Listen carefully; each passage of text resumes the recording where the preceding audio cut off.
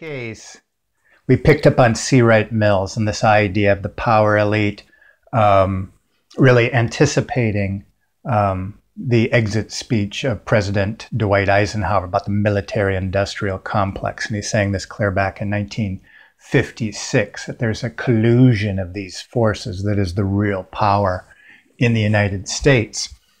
And we're going to jump ahead right now to 1961 with Edith Kermit Roosevelt, newspaper columnist and granddaughter of President Roosevelt. So this is in case the sound wasn't working so great when I wasn't mic'd up. The power of the establishment, she's going to say, is significant.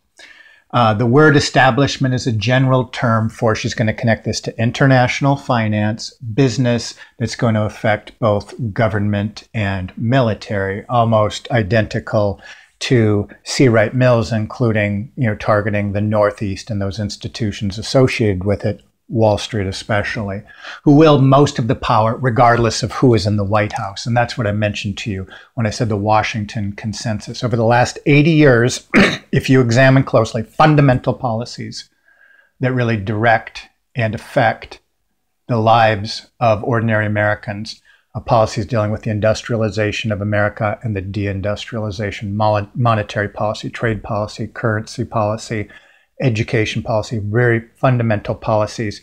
If you track the difference between Republicans and Democrats, because what other choices do we have, you're going to statistically see the exact same outcome.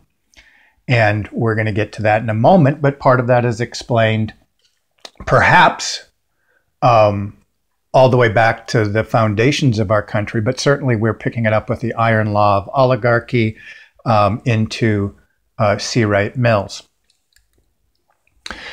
She is going to suggest that those people that wield power, regardless of who is in the White House, for most of us, she's saying in 1961, most people are unaware of the existence of a legitimate mafia. And I suggested a few lessons back that when we think about the term oligarchy, it is a family operation designed to create policies and institutions and shape perceptions via way that power and control is contained in the hands of the elite families, a little bit like the idea of how a, in popular culture, a mafia might. And so she's using that term there in 1961, provocative term to be sure.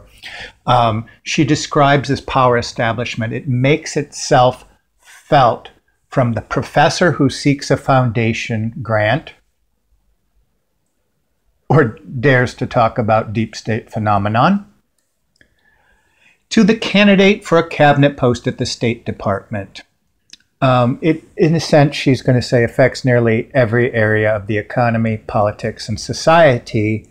And for most people, they can see that something is wrong, but can't quite put their finger on it.